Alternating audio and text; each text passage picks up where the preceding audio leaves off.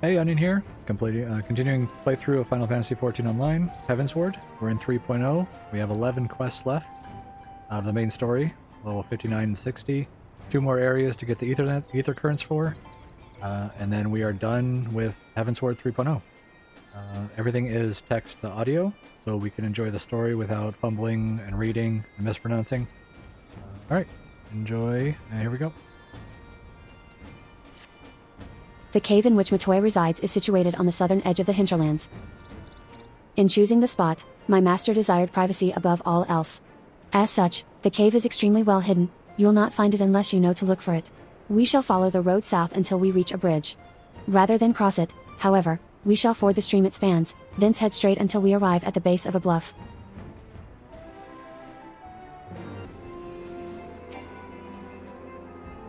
This is the entrance. You seem unconvinced, Onion?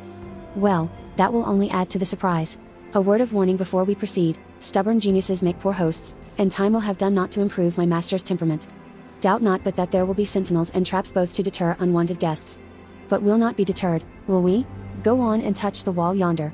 You will want to have your weapon near at hand.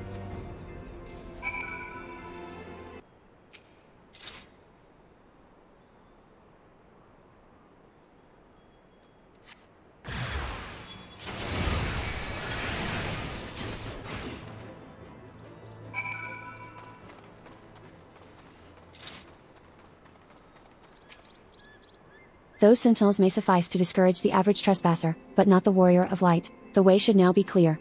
Come, let us go and see my master.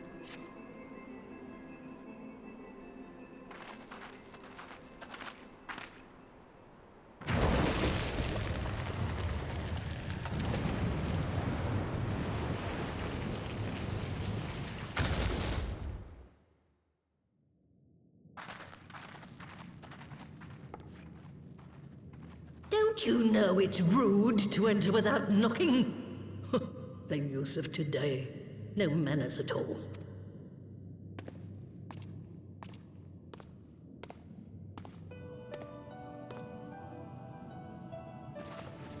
Though we neglected to knock, we did create something of a commotion. I had hoped that would suffice. Heavy-handed as ever, I see. And still not a hint of grace. Some things never change. To give credit where credit is due, I learned from the best. It has been too long, Master Matoya. Indeed it has. Oh, it's good to see you again, my girl. And with your fiery spirit unquenched. But look at you, all grown up and womanly. The one there in the fancy duds, that's Louis Soir's granddaughter, I take it? Grandson, begging your pardons. You knew my grandfather, my lady. Knew him? Ha! We were constantly at each other's throats. Like rabid dogs we were. Oh, he was a stubborn bugger, was your grandfather. Never a dull moment when he was around, though, I'll give him that. As for you, boy, I've known you since you were a rosy-cheeked babe at the teat. And my sister too, I gather.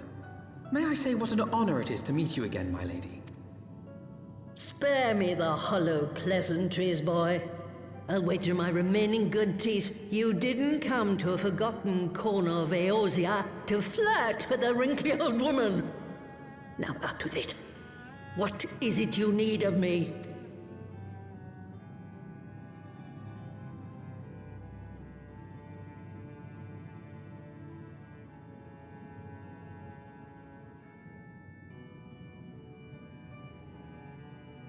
Azizla. I never thought I'd hear that name again. You are familiar with it? As familiar as one can get from poring over musty old tomes. The Allagans set the Isle afloat not long before the sun set on their empire. Old Louis Soir and I often talked about it. The place is home to a research facility dedicated to finding ways of mastering mighty beings, such as primals and dragons. And find ways it did too, frightening ones. Such secrets as lie buried on Azizla aren't fit to see the light of day. And now you tell me a band of dragon-baiting primal botherers are trying to dig them up? Indeed. And to make matters worse, the Ascians have a hand in their plot. They must be stopped, no matter the cost.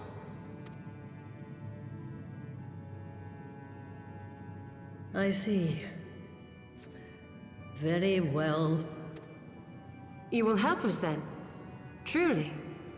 I had not anticipated such an impassioned response. Could it be that the presence of young blood has stirred your own? Ah, some things never change. One day that pertness is going to cost you your tail, my girl. Don't say I didn't warn you.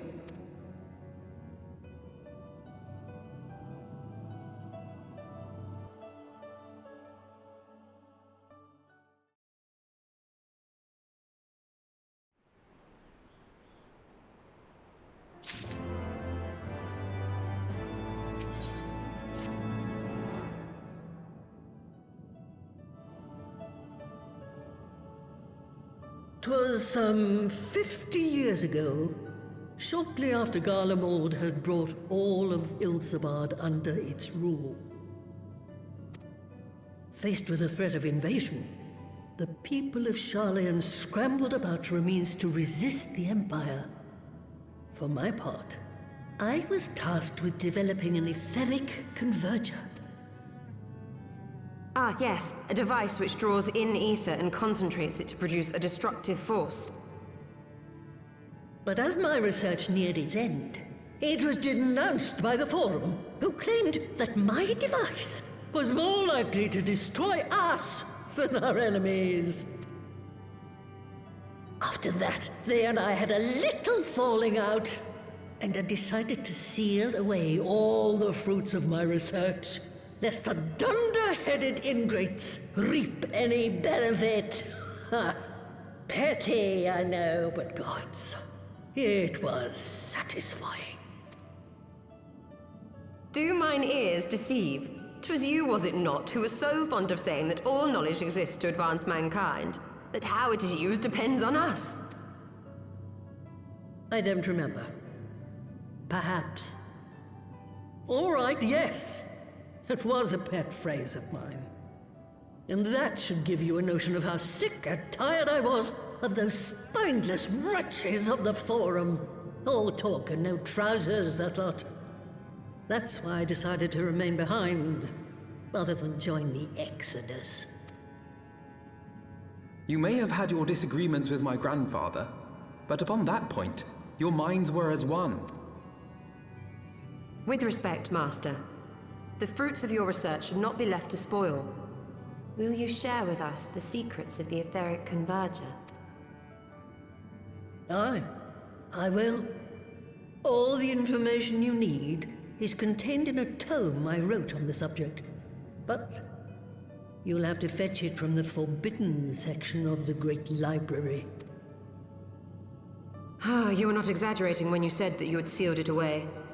Though the city is abandoned, the library's guardians are all but certain to remain. We must needs cut a path through them. Come, let us away.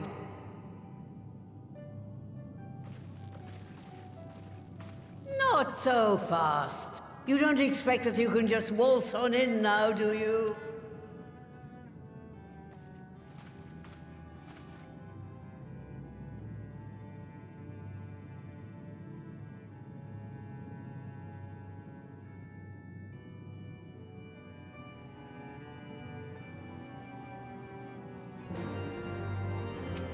Oh, the Great Library's guardians shouldn't pose any difficulty for a hero like you. But if it turns out you aren't up to the task, well, then I'll know you can't be trusted with something as dangerous as an etheric ram. I'll put a pair of familiars at your disposal. One's a Parago who'll help you locate the tome.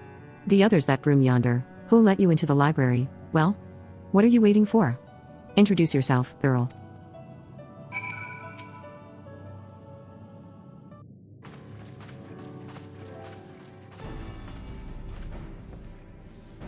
Greetings, good madam.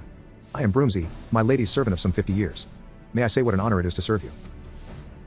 I am given to understand you wish to enter the great Gubal library. To find it, pray head east upon leaving this cave.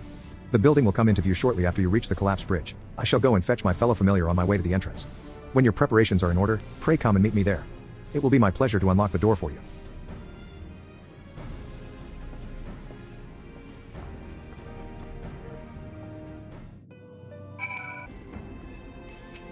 You stand before the great Gubal Library, one of Heidelland's foremost repositories of knowledge.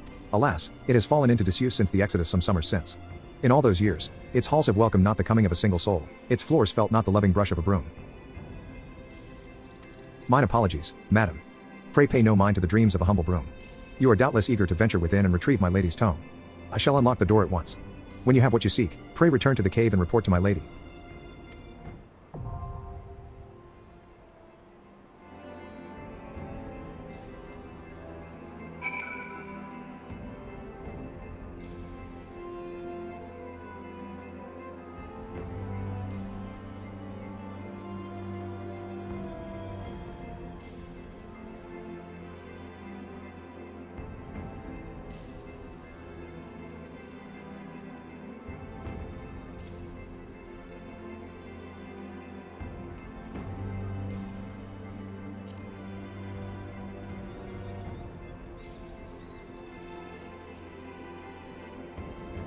So, this is a unique dungeon because you can come in with the NPCs and you get to come in with Parago. He's going to be the DPS or he can be the tank. But because we're going fast, we're going to go in with the team. The main parts of this dungeon is page 64. That's what usually unlocks the doors. You do have to kill everything, so just big pulls. Making sure the book doesn't slam on you. The first boss, second boss, getting him off of the book. So killing a book, getting an orb, and dragging it over him. You'll see that happen. And the third one is just making sure that everyone groups up. If you're fast enough, you can kill him before you need groups of 3 to stop the ritual, the summoning. But as it is, we're going to go in. I'll see you in a moment. That was a good 20 minutes. I switched servers and got an instant pop.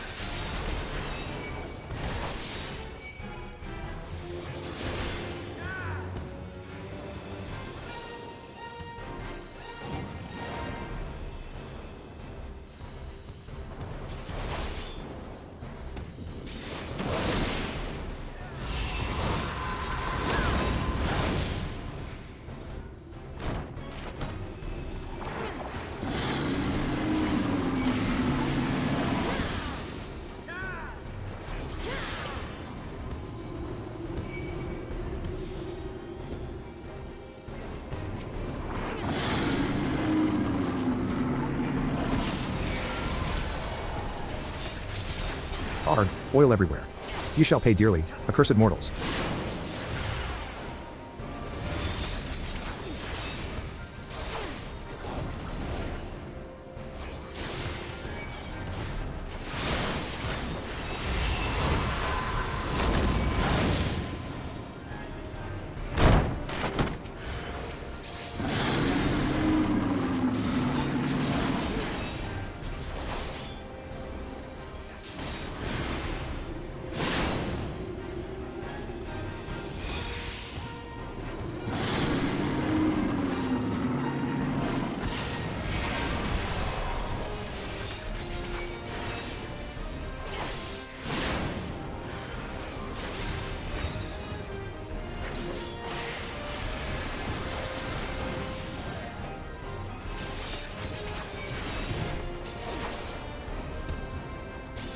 I am undone, but my master seal is broken.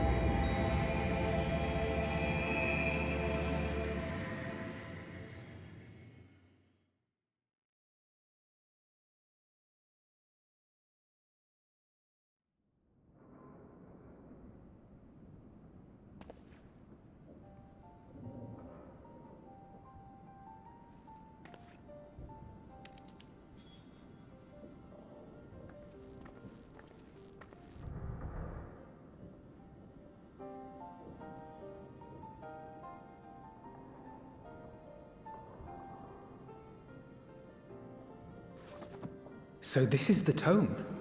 Excellent. Let us take it to Master Matoya at once.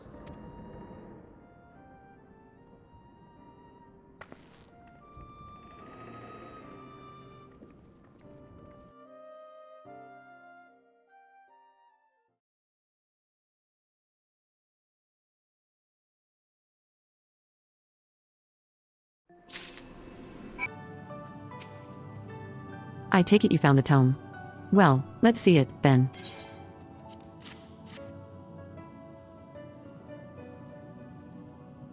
This isn't all right. I must say, the experience brought back memories.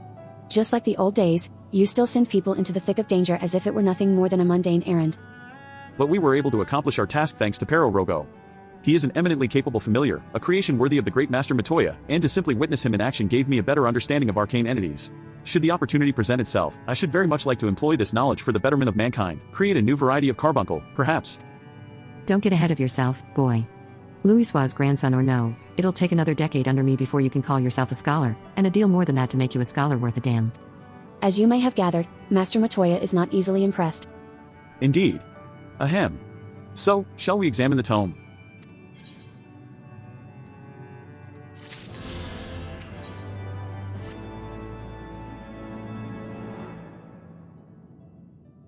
I had not thought to behold this tome again.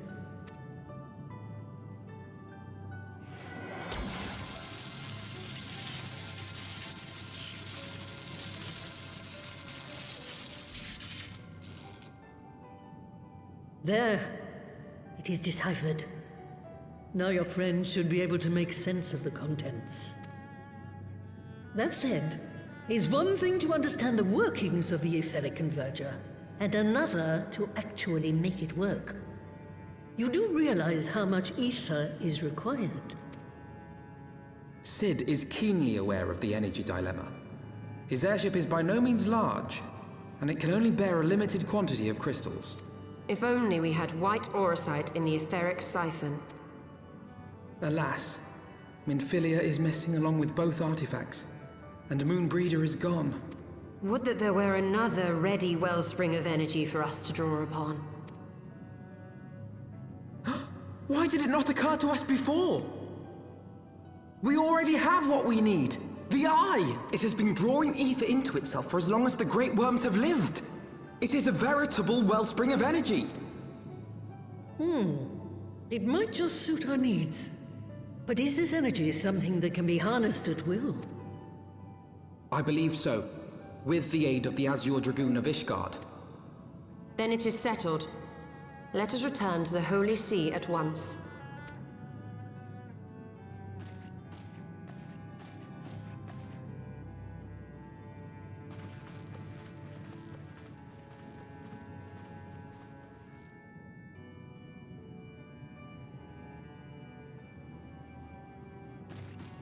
Stola, wait.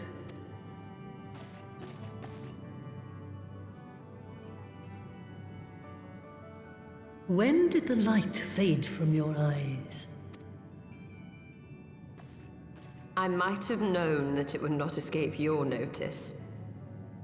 It has been this way since I returned from the life stream. An after effect of the teleportation magic I invoked, most like. They are called forbidden spells for a reason. What were you thinking, girl? I have no regrets. I but did what was necessary to preserve the light of hope, to keep my promise to Minfilia. Besides, it afforded me the rare opportunity to wander the ether, a once-in-a-lifetime experience. I need not tell you that it consumes your very life force to see by sensing the ether around you. Take care of yourself. Do you hear me? I will, Master Matoya. And thank you.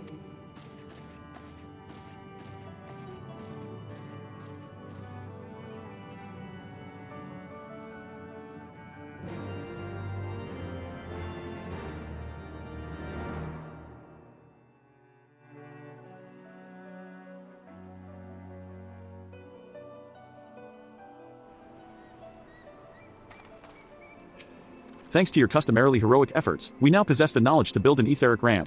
All that remains is to secure its energy source. Let us hasten back to Ishgard and consult Sarah Merrick regarding the eye.